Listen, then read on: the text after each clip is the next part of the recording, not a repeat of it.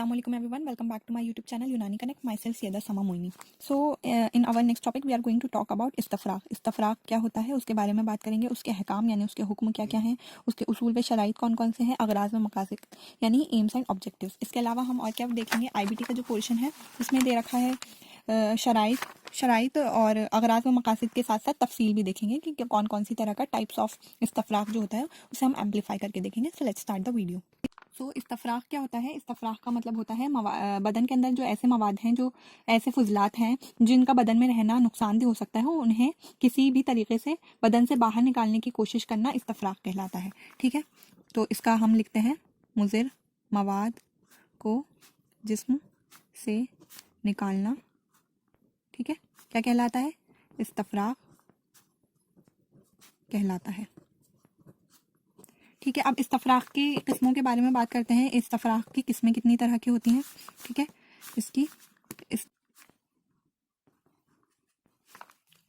तो इस्तफराक जो है अलग अलग तरह का होता है, अलग अलग अक़साम होती हैं इसकी. पहली जो होती है इस्तफराक कुल्ली और जुज़ई होती है. ठीक है, उसके अलावा होती है इस्तफराक बाएतबार तबई, गैर तबई और सनाई. और तीसरी होती है बाएतबार मुनाफिज व मसालिक. तीन टाइप्स होते हैं इसके. पहला होता है, फर्स्ट टाइप होता है जिसमें होता है कुल्ली और जुज़ई. ठीक है, कुल्ली और जुज़ई. कुल्ली के अंदर क्या होता है? कुल्ली के अंदर पूरे बदन का इस्तफराक किया जाता है, पूरे बदन का इस्तफराक किया जाता है. और जुज़ई में क्या होता है? जुज़ई में किसी पर्टिकुलर ऑर्गन का, आज़ाए मखसूस आज़ा में भाई किसी कोई ऐसी कंडीशन है जहाँ पर हमें ज़रूरत है कि हम पूरी बॉडी के अंदर से मवाद खारिज करें, तो ऐसी सूरत में कुल्ली इस्तफराक किया जाता है. और ऐसी कंडीशन है जहाँ पर एक पर्टिकुलर ऑर्गन में ही फासिद मवाद है, तो हम बिला वजह पूरे जिस्म का नहीं करवाएंगे बल्कि उस जगह का करवाएंगे जहाँ पर मखसूस आज़ा में मवाद का गलबा हो चुका है. नेक्स्ट, ये आज़ा के हिसाब से हो गए. नेक्स्ट होता है सेकंड क्लासिफिकेशन है जो उसका नेचर कैसा है इस्तफराक का. 3 तरह का होता है on the basis of nature. पहला होता है तबई, दूसरा गैर तबई और तीसरा सनाई. ठीक है, तबई क्या होता है? तबई के अंदर वो आते हैं जो नेचुरल होता है, जैसे कि दस्तों का आना, कै का आना, और इसके अलावा तबई तौर पर हैज़ का या फिर पेशाब का खारिज होना, पसीने का खारिज होना, ये तबई होता है और इसे तबीयत खुद खारिज करती है. ठीक है, तो ये कैसा होता है? इसे तबीयत खारिज करती है अपनी इस्लाह के लिए.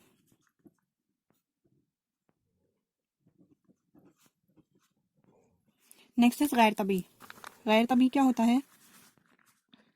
गैर तबई में ऐसे मवाद खारिज होते हैं जो जिसके अंदर ज़रूरी हैं और उनको अगर निकाल दिया जाए बदन से तो क्या हो जाएगा? हमारे बदन को नुकसान हो जाएगा. ठीक है, जिन्हें तबीयत खारिज नहीं करती है, जो तबीयत के तकाजे के खिलाफ हों, तबीयत के तकाजे के खिलाफ हों. थर्ड होता है सनाई. सनाई जैसा कि नाम बता रहा है आर्टिफिशियल, सनाई का मतलब होता है आर्टिफिशियल. तो इसके अंदर क्या होता है? इसके अंदर तबीब जो होता है वो करवाता है इस्तफराक मर्ज की सूरत में.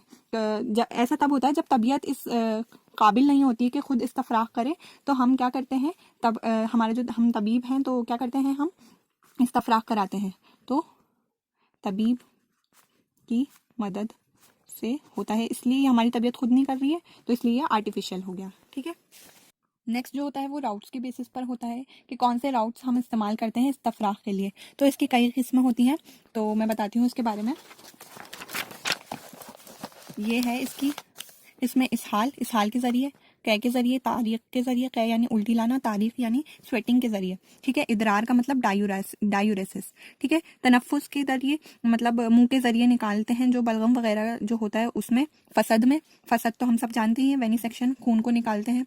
हिजामत के अंदर इसमें जो हमारी वीन्स होती हैं उसके अंदर कट लगाते हैं और फिर उसके बाद निकालते हैं खून को. हिजामत कपिंग के ज़रिए. इरसाले अलग का मतलब होता है एक जौंक जो होती है उसके ज़रिए जो फासिद खून होता है उसे निकाला जाता है. हिजामत और इरसाले अलग में ये फ़र्क है कि हिजामत जो है वो सुपरफिशियली करा जाता है, जबकि इरसाले अलग जो होता है, इरसाले अलग में जो जौंक होती है वो इंटरनल जो फासिद मवाद है उसको निकालती है. अमले कई कॉटराइजेशन में दलक का मतलब होता है massage. Next is exercise. Exercise के जरिए भी कराया जाता है और बात के जरिए भी कराता है। इमाला का मतलब होता है डाइवर्जन, जैसे कहीं पे एक जगह पे बहुत ज़्यादा मवाद जो है वो इकट्ठा हो गया है तो उसे उस जगह से हटा देना, वो भी क्या होता है, एक तरह से इस्तफराग ही होता है। अनीमा, हुक्ना लगाना, जो हम कहते हैं हुक्ने को। जिमात व तिला व वरम व मरहम जो होता है उसके अंदर भी, यानी कि जिमात करना किसी चीज़ का, ऑयल से अगर हम मसाज करते हैं उसे तिला कहते हैं। मरहम जो होता है वो भी इस्तफराग का एक तरीका है। ठीक है। तकमीद या टकोर, ये भी एक तरीका है। नतूल, ये भी एक तरीका है, यानी कि शावर बात को कहते हैं। ठीक है। शय्याफ, हमूल और फतीला, ये सब हमने पढ़ चुके हैं। शय्याफ, हमूल और फतीला उसके अंदर मॉडर्न फार्माकोलॉजी में सेकेंड ईयर में। एलाम, स्टिमुलेशन, इनकबाब, भपारा देना, और तनवीम यानी कि सुला देना। बहुत से ऐसे नफसानी जो होते हैं अमराज, उनके अंदर हम सुला देते हैं मरीज़ को, उससे भी क्या होता है, मरीज़ का जो फासिद मादा होता है वो खारिज हो जाता है। तो इस नेक्स्ट है हमारा शराइत इस्तफराग, वो कौन कौन से रूल्स हैं जो हमें फॉलो करने चाहिए इस्तफराग करते वक्त। ठीक है। तो 10 ऐसी बातें हैं जो हमें, जिन हालतों में हमें इस्तफराग नहीं करना चाहिए। ठीक है। पहला तो ये है कि जब जिस्म के अंदर क्या हो, अखलाक की कमी हो, ऐसी सूरत में हमें नहीं करना चाहिए। जैसे कि किल्लत दम में हमें फसद नहीं करना चाहिए, हिजामा नहीं करना चाहिए, इरसाल अलग, मैं तीनों आपको बता चुकी हूँ। तीनों के अंदर खून जो होता है, फासिद खून, उसे निकाला जाता है। लेकिन किल्लत दम एक ऐसी बीमारी है जिसके अंदर ऑलरेडी खून कम है, और खून कम होने के बाद आप दोबारा वो कर देंगे तो क्या होगा, उससे नुकसान हो जाएगा। तो पहला है अखलाक की कमी के वक्त हमें इस्तेमाल नहीं करना चाहिए, अखलाक की कमी पर इस्तेमाल नहीं करना चाहिए। दूसरा क्या है, दूसरा ये है कि हमें मरीज़ की जो क़ुव्वत है उसे देखना चाहिए। अगर वो कमज़ोर है, कमज़ोर हालत में है तो नहीं करना चाहिए, कमज़ोरी की हालत में नहीं करना चाहिए। ठीक है। थर्ड है कि मिजाज देखना चाहिए कि मिजाज में गर्मी, सर्दी या खुश्की ज़्यादा हो तो ऐसी सूरत में इस्तफराग नहीं करना चाहिए। क्यों? क्योंकि इस्तफराग करते हैं तो क्या होता है, उसके अंदर हमारे जो जिस्म है उसकी रतूबत में कमी आ जाती है। तो इस वजह से जिस्म में कमज़ोरी, अगर हम इस्तफराग करेंगे तो हमारे जिस्म में क्या होगा, कमज़ोरी पैदा हो जाएगी। तो क्या करना चाहिए, मिजाज का ख्याल रखना चाहिए। कौन कौन से मिजाज, गर्मी, सर्दी और खुश्की में नहीं करना चाहिए। गर्मी सिर्फ कब करना चाहिए, जब रतूबत हो ज़्यादा। फोर्थ है कि ना ज़्यादा मोटे लोगों में इस्तफराग करना चाहिए और ना ही ज़्यादा पतले लोगों में इस्तफराग करना चाहिए। ऐसा इसलिए नहीं करना चाहिए क्योंकि जो पतले लोग होते हैं उनके अंदर क्या होता है, ऑलरेडी रतूबत की कमी होती है, और आप इस्तफराग करा देंगे तो रतूबत की और ज़्यादा कमी हो जाएगी और उससे मरीज़ को नुकसान हो जाएगा। नेक्स्ट है कि जो मोटे लोग होते हैं उनमें इसलिए नहीं कराना चाहिए क्योंकि जब हम उनमें इस्तफराग कराएंगे तो जो उनकी रगें हैं, उनका गोश्त है, उनकी चर्बी जो है वो घट जाएगी, और रूह और हरारतें गरीजिया जो हैं वो घटकर कमज़ोर हो जाएंगी। तो ना ज़्यादा मोटे ना प्लस पतले लोगों में नहीं कराना चाहिए। ठीक है। फिफ्थ नेक्स्ट है कि जब कोई मरीज़ ऐसा है, आपको दिख रहा है कि वो इस्तफराग के लिए तैयार नहीं है, तो ऐसे मरीज़ों में इस्तेमाल नहीं कराना चाहिए। ना ही ऐसे मरीज़ों में इस्तेमाल कराना चाहिए जो कि जिनके आंतों में जो है वो हो, ज़ख्म हो। ठीक है। तो आंतों में ज़ख्म हो, ऐसी सूरत में भी हमें इस्तफराग नहीं कराना चाहिए। 6 है हमारा, उम्र का भी ध्यान रखना चाहिए कि उम्र ना तो ज़्यादा बुढ़ापा हो ना ही बचपन हो, क्योंकि ऐसे सूरत में इन उम्रों में क्या होता है, ताकत कमज़ोर होती है। ज़्यादा बचपन में भी कमज़ोर होती है और बुढ़ापे में भी कमज़ोर होती है। ऐसी सूरत में हमें इस्तफराग नहीं कराना चाहिए। तो उम्र ज़्यादा या फिर कम में नहीं कराना चाहिए, यानी बच्चों और बूढ़ों में नहीं कराना चाहिए। नेक्स्ट हमें देखना चाहिए आबो हवा, ना तो ज़्यादा सर्द हो ना ज़्यादा गर्म हो, और हमें देखना चाहिए उसके बाद वक्त जो हो, ना ऐसा वक्त हो जब बहुत ज़्यादा सर्दी हो, ना ही ऐसा वक्त हो जहाँ बहुत ज़्यादा गर्मी हो। ठीक है। सर्दी का वक्त, ना ही गर्मी का वक्त हो बहुत ज़्यादा। ऐसा क्यों? क्योंकि जो गर्मी होती है उसमें रतूबत कम हो जाती है, और जो सर्दी होती है उसके अंदर इखलात जो होते हैं वो जम जाते हैं, और इस्तफराग जो होता है वो मुकम्मल तौर पर नहीं हो पाता है। नेक्स्ट है मरीज़ का पेशा कैसा है, हमें मरीज़ के पेशे का ध्यान रखना चाहिए। अगर मरीज़ का पेशा ऐसा है जिसके अंदर जो मवाद है जल्दी से ज़्यादा तहलील हो जाते हैं तो ऐसी सूरत में नहीं कराना चाहिए। ऐसे कौन कौन से पेशे होते हैं, जैसे कि लुहार हुआ, दोबी हुआ, ऐसे लोग जो होते हैं उनके अंदर इस्तफराग जो है वो मना है, तो पेशे का भी ध्यान रखना चाहिए। ठीक है। नेक्स्ट है आदत। जिस शख्स को इस्तफराग की आदत ना हो तो उसे ज़बरदस्ती कवी दवा से हमें इस्तफराग नहीं कराना चाहिए, बल्कि हमें हल्की दवाओं से इस्तफराग शुरू करना चाहिए और उसके बाद कवी दवाओं का इस्तेमाल करना चाहिए। नेक्स्ट है हमारा उसूल इस्तफराग। हमने शराइत इस्तफराग देखे तो वो 10 थे। अब उसूल इस्तफराग मतलब शराइत इस्तफराग का मतलब ये था कि कब कब इस्तफराग नहीं कराना चाहिए। अब है हमारा उसूल इस्तफराग यानी कब कब इस्तफराग कराना चाहिए और उसके क्या क्या उसूल होते हैं। ठीक है, जो मादा अपनी मिकदार या कैफियत से नुकसानदेह हो उसका इस्तफराग कराना चाहिए, पहली बात। ठीक है, तो कैसे मादे का इस्तफराग कराना चाहिए? जो खराब हो, तो खराब मादे का इस्तफराग कराना चाहिए। सेकंड है उसी कदर इस्तफराग कराना चाहिए जितना मरीज बर्दाश्त कर सके। तो सेकंड क्या हो गया? बर्दाश्त कर सके उतना कराना चाहिए। थर्ड है हमारा जिस तरफ मादे का मैलान हो उसका इस्तफराग उसी तरफ करना चाहिए।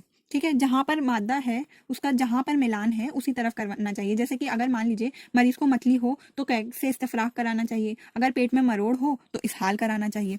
तो तीसरा हो गया हमारा मैलान देखना चाहिए कि किस तरफ अगर हम इस्तफराग कराएंगे तो हमें जल्दी और अच्छा असर मिलेगा। फोर्थ है हमारा कि हमेशा मादे को जो है तभी रास्ते से खारिज कराना चाहिए, यानी प्रॉपर जो राउट है उससे इस्तफराग कराना चाहिए। तो फोर्थ हो गया हमारा तभी रास्ता हमें इस्तेमाल करना चाहिए। फिफ्थ है कि अगर मादा ऐसा है जो बहुत ज़्यादा साख्तों में आज़ा की साख्तों में घुस गया है तो हमें उसे क्या करना चाहिए? नुस्ज देना चाहिए, यानी उसे पकाना चाहिए। तो हमारा फिफ्थ पॉइंट हो गया कि हमें उसे नुस्ज देना चाहिए। तो ये हमारे हो गए उसूल इस्तफराग। अब हम बात करते हैं अहकाम इस्तफराग के बारे में। तो अहकाम इस्तफराग क्या है इसके बारे में हम बात करते हैं। देखा जाए तो बेसिकली 3 पॉइंट है, लेकिन हमारी जो बुक है उसूल तिब की, ये सैयद कमालुद्दीन हुसैन हमदानी, इसमें से मैं बता रही हूँ आपको। और एक और बुक है इलाज बिल तदबीर की, डॉक्टर जमाल अख्तर की, उसमें से भी बताया है मैंने आपको शॉर्ट में। तो इसमें क्या है, इसमें 5 पॉइंट दे रखे हैं, लेकिन हाँ एक्चुअली में ये 3 पॉइंट है। पहला पॉइंट ये है कि हमें देखना चाहिए कि जो हम जब इस्तफराग करा रहे हैं तो जो इस्तफराग हो रहा है वो रवानी के साथ हो, यानी फ्लो के अंदर हो। ठीक है, तो पहला पॉइंट है कि रवानी के साथ हो इस्तफराग और कुव्वत बर्दाश्त हो, मरीज के अंदर कुव्वत बर्दाश्त हो। ऐसा नहीं हो कि हम इस्तफराग कराए जा रहे हैं, मरीज से सहा नहीं जा रहा और हम कह रहे हैं नहीं अब तो हमें इस्तफराग कराना ही है। ऐसा नहीं करना है हमें, बल्कि हमें ध्यान रखना है इस बात का कि रवानी के साथ हो, ना तो मरीज जो है उसके अंदर कोई प्रॉब्लम ना हो उसे। ठीक है, सेकंड है कि हमें इस्तफराग जो है वो धीरे धीरे कराना चाहिए, वरना क्या होगा? कमजोरी लाहक हो जाएगी। धीरे धीरे कराना चाहिए। ठीक है, धीरे धीरे इस्तफराग कराना चाहिए, वरना क्या हो जाएगा? ज़ौफ यानी कमजोरी। ठीक है, थर्ड जो है हमें बतदरीज कराना चाहिए, यानी दर्जा ब दर्जा कराना चाहिए हमें इस्तफराग, एक साथ पूरा इस्तफराग नहीं कराना चाहिए। ठीक है, तो ये मैं कह रही हूँ ना आपको कि ये एक ही पॉइंट है, ये वाला और नेक्स्ट जो फोर्थ पॉइंट है हमारा वो भी यही है, बतदरीज कराना चाहिए, यानी दर्जा बदर्जा कराना चाहिए, एक साथ नहीं कराना चाहिए। और अगर ऐसा हो कि खून के साथ भी जो फासिद मादा है वो मिला हो तो ऐसी सूरत में भी हमें बतदरीज यानी दर्जे बदर्जा कराना चाहिए। ठीक है, नेक्स्ट इज ऐसा हमें इस्तफराग कराते टाइम कि हम जब इखराज करा रहे हैं फासिद मादे का तो ज़रूरी नहीं है कि हम सारा जो इखराज है वो एक बार में ही करा दें, बल्कि क्या करें हम तो धीरे धीरे करके इस्तफराग कराएं। ऐसा नहीं करें कि पूरा एक बार में ही पूरी कुव्वत के साथ हम इखराज कराने लग जाएं। क्यों? क्योंकि इससे क्या होगा, बदन में जो है वो मरीज़ के वो कमज़ोरी हो जाएगी। तो नेक्स्ट पॉइंट है कि फासिद मादा छोड़ देना बेहतर है एक साथ इस्तफराग कराने से। फासिद मादा छोड़ देना बेहतर है कैसे? कुव्वत से पूरा मादा इस्तफराग कराने से। ठीक है, फिफ्थ पॉइंट जो है हमारा, अगर मवाद जो है उरूक में है तो उसका अखराज जो है आसानी से हो जाता है, लेकिन अगर वो जो मवाद है वो मफासिल में है, मफासिल यानी जॉइंट्स के अंदर है, तो उनका जो इस्तफराग होता है वो बहुत आसानी से नहीं होता है, तो दुश्वारी से होता है। तो उरूक जो होती हैं उनका इस्तफराग क्या होता है? आसानी से। और जो मफासिल हैं उनका इस्तफराग क्या होता है? उनका दुश्वारी से होता है। नेक्स्ट हमारा है कि हमारे क्या क्या एम्स और ऑब्जेक्टिव्स होते हैं इस्तफराग कराते टाइम। तो हमारा जो अकराज व मकासद क्या क्या होते हैं, एम्स एंड ऑब्जेक्टिव्स। ऑब्वियस सी बात है, हम क्यों करवा रहे हैं इस्तफराग इसलिए करवा रहे हैं ताकि फासिद मादे को जिस्म से खारिज कर सके। फासिद मादा जिस्म से खारिज हो जाए, कोई मर्ज ना हो। ठीक है, तो ऐसी सूरत में हम इस्तफराग कराते हैं। तो ये हमने पूरा इस्तफराक का टॉपिक कर लिया है 2 पेजेस में, जो कि सबसे ज़्यादा आई गेस कंसाइज है, इससे ज़्यादा कंसाइज नहीं हो सकता है। और इसके अलावा अगर आपको मेरा चैनल और मेरा कंटेंट अच्छा लगा हो तो प्लीज़ मुझे सपोर्ट करें, मेरे चैनल को लाइक, सब्सक्राइब और शेयर करें। और नेक्स्ट वीडियो में हम बात करेंगे और आम जो है उसका उसूल इलाज कैसे किया जाता है, उस वीडियो में हम करेंगे। तो प्लीज़ कीप सपोर्टिंग मी।